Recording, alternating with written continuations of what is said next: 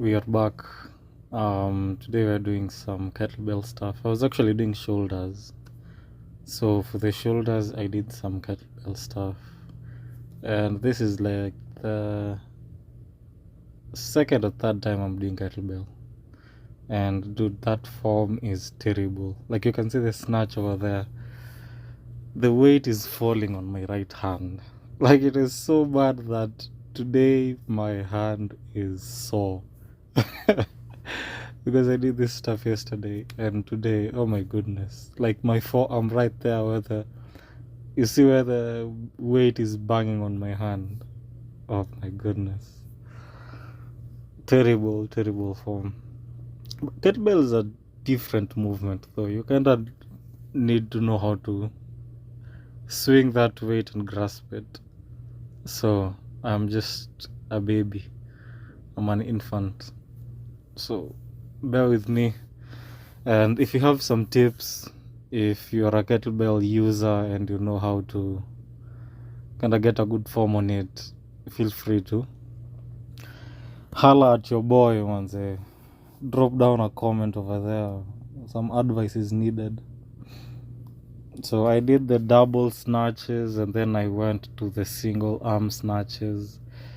I did more of the single arm snatches because I feel like I can kind of learn more on the pull and the snatch with a single arm. It hurts even watching. But that's part of the game. Like when you're a beginner, you don't know something, you just evolve and get better with time. So welcome in my journey when I morph, because kettlebell stuff I've heard and I've seen that a lot of jiu-jitsu guys use kettlebell, and it makes sense. It makes sense who are using kettlebell because it is not just a linear movement like isometric movement. It is a lot functional and it requires basically the whole body, because you're swinging, you have to hold it, your back, your hand, your legs, all that stuff, all the good stuff. But this is like in my workout routine, in my schedule. I will just add it. I'll still do regular weightlifting, but this one I've added it in there. Probably over time I will do more functional stuff and less isometric stuff, but when I'm older. Right now the young man is full of energy. Actually, actually go to the gym to do some jiu-jitsu, and then I come here in the gym to lift weights at night, because here they have like a sauna, and oh my goodness, sauna is pure sweetness. It sucks, it's hot, but it's pretty nice. Like I never even heard of a sauna until I came to Alaska. Like there's no saunas in Kenya. Like who lives in a hot place and has a sauna? Well, I guess Kenya is not that hot. It's hot sometimes. But yeah, I will actually build my own sauna whenever I get back to Kenya. I have to. I'm already in the movement of the sauna. I'm in the health and wellness movement. And sauna and ice bath are a huge thing. So I will get all of it.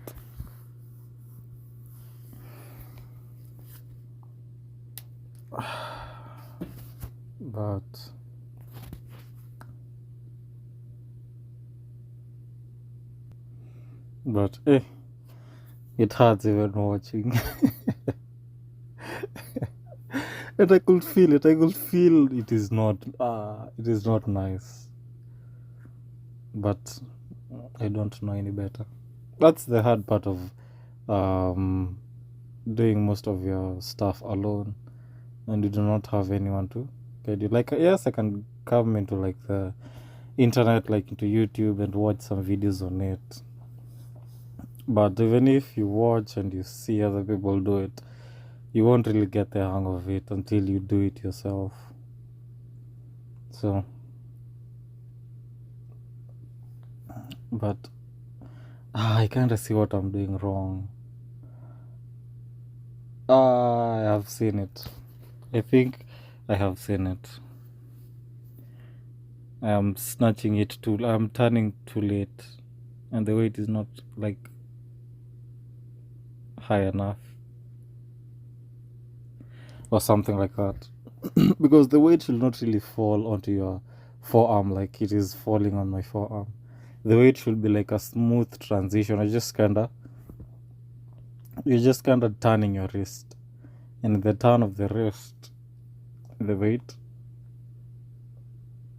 lands on your forearm, and I see. I'm just stiff. I think you should be soft on the knees. I'm pretty sure you need to be soft on the knees. So next time I will correct myself. This is the benefit of recording stuff, because you gotta get to see it in hindsight and know what you're doing wrong.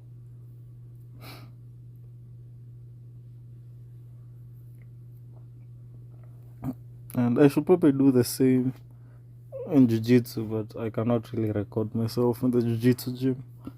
I wish I could, but the gym does not allow. But hey, today I got two beautiful submissions at the gym. I got a Das and a Amber. The non-fighters, you're wondering what source of language is this guy talking? Those are just some dangerous stuff you do not want to be caught in. Basically, the Das is a choke where someone has your hand and your neck, and an Amber is, as it seems, as the name suggests, like someone is breaking your hand.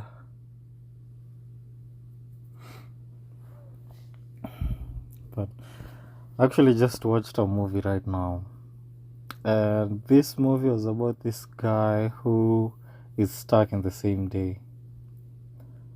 So he lives the same day over and over and over again. And what happens is, at the very beginning, he's annoyed, he's frustrated. He's like, he does not know what's going on. So he's just like, meh. He just becomes a jerk, basically. A jerk. I have to put that for my American friends. But this guy, yeah, he lives the same day over and over again. He becomes a jerk for a little while. But then, after after a while, and then he dies. Actually, he tries to kill himself. So he tries to kill himself over and over and over again, and he realizes that does not work. So when he realized killing himself does not work, he's still just there the next day. What does he do?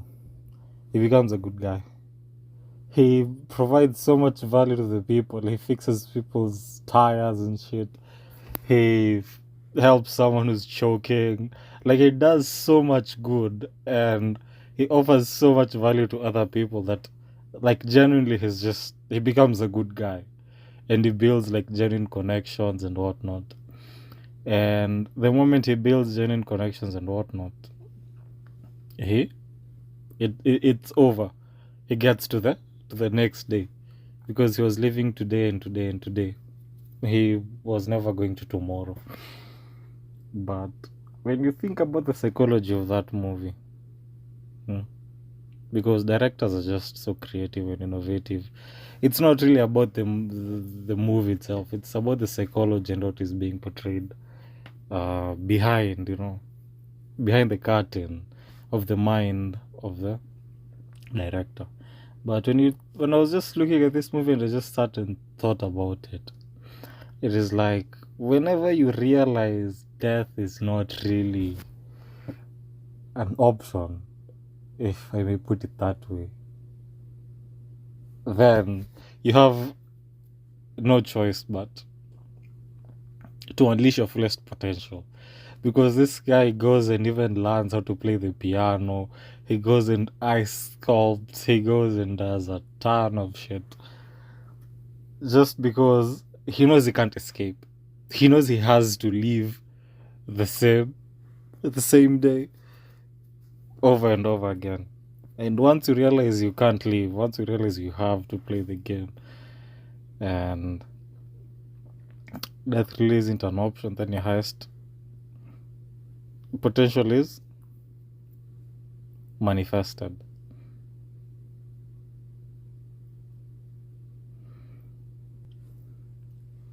Because this guy, I feel like in the beginning of the movie, this guy is like a journalist, news presenter, or whatever you call them, and he's going to document to. You know how news people go to an area and then they just narrate what is going on. So he didn't really see value in the meaning of why people were doing what they were doing, because it was like this festival, and it was a really dumb festival. And he was like, this is so dumb. You know, he was pissed off. He was like, I just want to get this done and go. He didn't really see the meaning of what was happening in this small town.